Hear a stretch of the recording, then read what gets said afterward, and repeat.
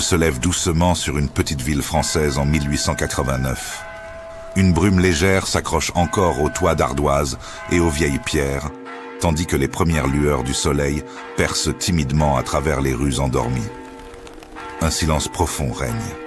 Un silence empli de l'attente du jour qui commence avant que le clocher ne sonne l'heure et que la vie ne reprenne son cours.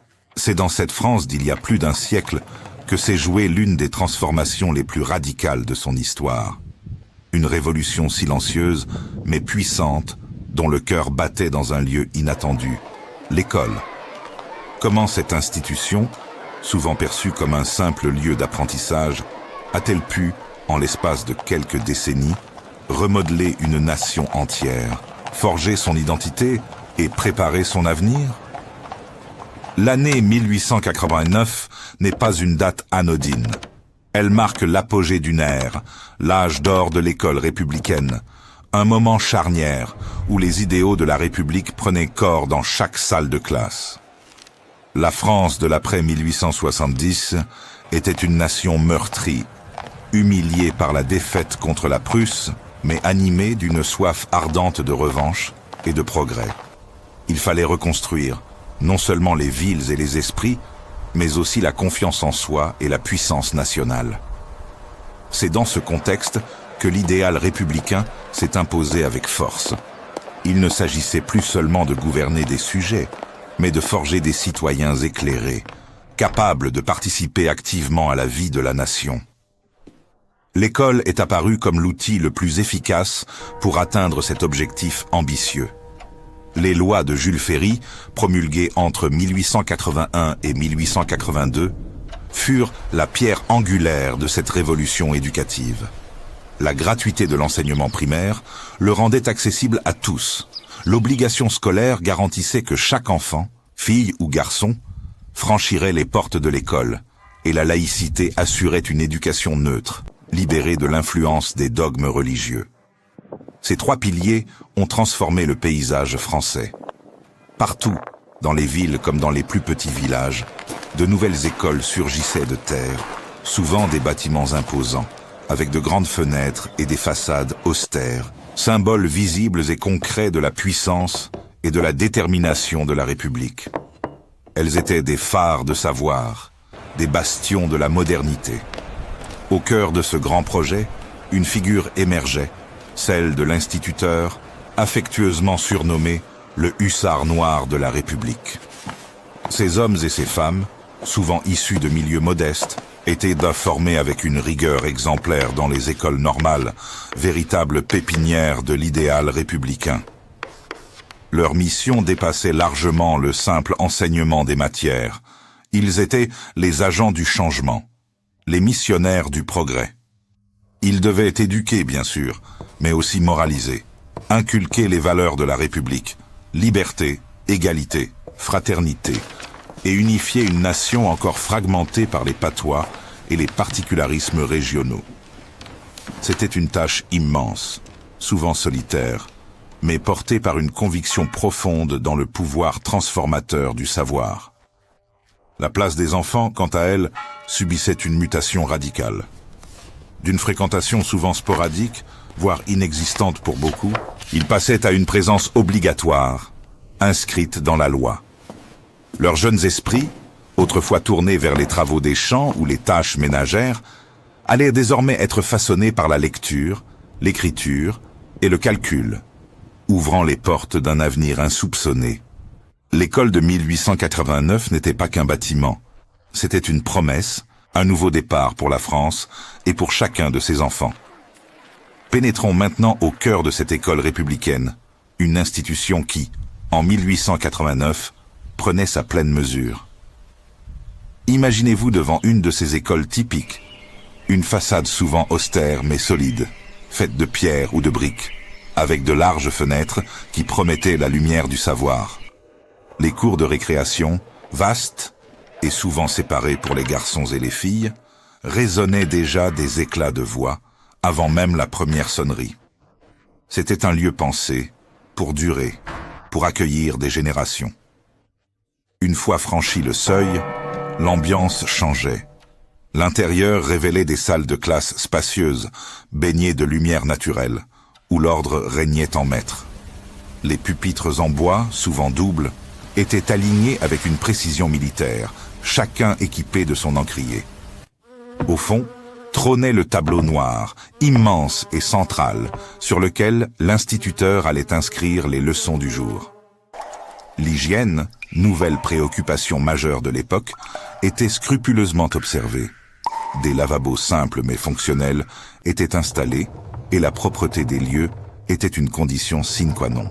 L'air lui-même portait une odeur particulière, un mélange subtil de craie, d'encre fraîche, de bois ciré et parfois de cette légère effluve de laine mouillée des vêtements d'enfants, une atmosphère unique qui imprégnait les souvenirs de toute une génération. Le quotidien des écoliers était régi par un emploi du temps rigoureux et immuable. La journée commençait tôt, souvent par une leçon de morale, fondement de l'éducation civique et républicaine. Puis venait la lecture, l'écriture et le calcul, les piliers de l'instruction élémentaire. L'histoire et la géographie complétaient ce programme dense, visant à forger une conscience nationale. Les outils pédagogiques étaient simples mais efficaces. Des ardoises et leurs stylets accompagnaient les plus jeunes, tandis que les plus grands maniaient la plume sergent-major et l'encrier, apprenant la calligraphie avec une application souvent douloureuse. Les cartes murales de la France et du monde, richement colorées, peuplaient les murs, invitant au voyage et à la découverte. La méthode d'enseignement était basée sur la répétition, la mémorisation et l'exercice constant. La dictée, redoutée de tous, était un rituel quotidien qui affûtait l'orthographe et la grammaire. La mixité, telle que nous la connaissons aujourd'hui, était encore limitée. Dans la plupart des écoles, les garçons et les filles étaient séparés, soit dans des classes distinctes, soit dans des bâtiments entièrement différents. Les programmes, bien que similaires sur les matières fondamentales, divergeaient pour les leçons de choses. Les filles apprenaient la couture et les rudiments de l'économie domestique, tandis que les garçons s'initiaient au travail manuel et à l'agriculture. La discipline était stricte et les punitions pouvaient être sévères, allant du bonnet d'âne, humiliant mais symbolique, au coup de règle sur les doigts. Mais les récompenses existaient aussi. Le bon point, l'image pieuse ou la place d'honneur au tableau d'honneur motivaient les élèves les plus méritants. Cet enseignement, bien au-delà de la simple transmission de connaissances, était fondamentalement au service de la nation. Les manuels scolaires étaient de véritables vecteurs idéologiques. Le Tour de la France par 2 enfants, écrit par G. Bruno, en est l'exemple le plus célèbre. Ce livre, présent dans presque toutes les écoles, racontait le voyage de 2 orphelins à travers les provinces françaises, leur enseignant l'histoire, la géographie et les valeurs de la patrie. L'apprentissage de l'histoire de France était une glorification des grands hommes et des événements fondateurs. De Vercingétorix à Jeanne d'Arc, en passant par les figures de la Révolution, forgeant un récit national unifié et héroïque. La géographie n'était pas en reste, détaillant les richesses du territoire, les fleuves, les montagnes, les frontières, renforçant le sentiment d'appartenance à une entité unique. Mais l'un des rôles les plus cruciaux de l'école républicaine fut l'éradication des patois et des langues régionales au profit du français. Considéré comme la langue de la République, de la loi et du progrès, le français était imposé avec fermeté. Les enfants pris à parler patois étaient souvent stigmatisés, parfois punis, dans le but de créer une nation linguistiquement unifiée, capable de communiquer et de penser dans une même langue, ciment indispensable à l'unité nationale. Cette uniformisation linguistique, bien que parfois brutale pour les cultures locales, visait à renforcer la cohésion d'un peuple. L'école de 1889 était donc un véritable creuset où se formaient non seulement des esprits instruits, mais aussi des citoyens dévoués à la République et à la France.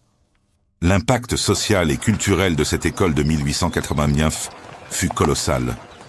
En rendant l'instruction gratuite et obligatoire, la République démocratisa le savoir, tirant des millions d'enfants de l'ignorance. L'alphabétisation massive transforma le paysage intellectuel de la France, ouvrant les portes de la connaissance à des populations qui en avaient été privées. L'école devint un puissant ascenseur social, une voie d'émancipation pour les enfants des milieux modestes, leur offrant la possibilité d'accéder à des professions et à des statuts impensables pour leurs parents.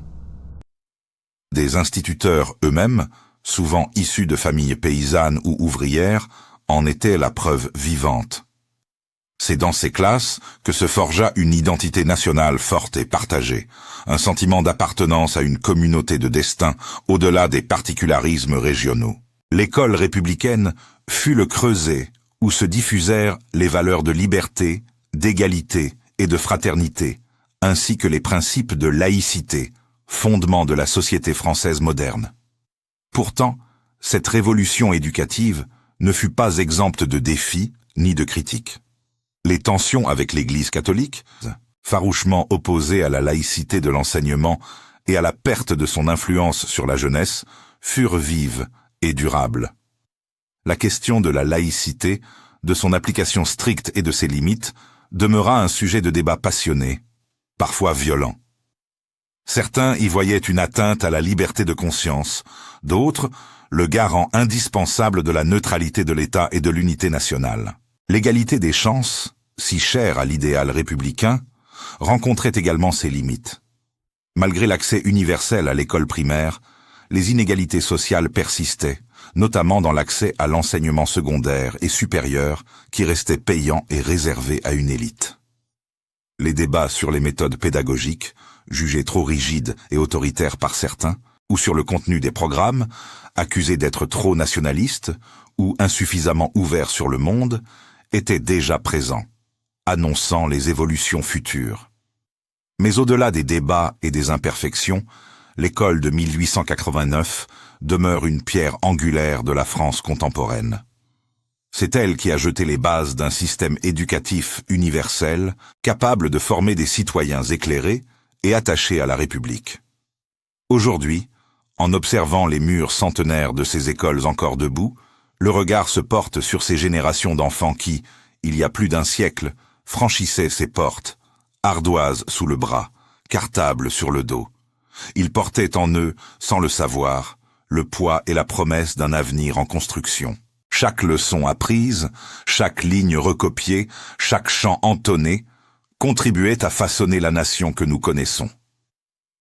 La question de la pérennité de ces idéaux et de leur résonance dans l'éducation contemporaine est plus que jamais pertinente.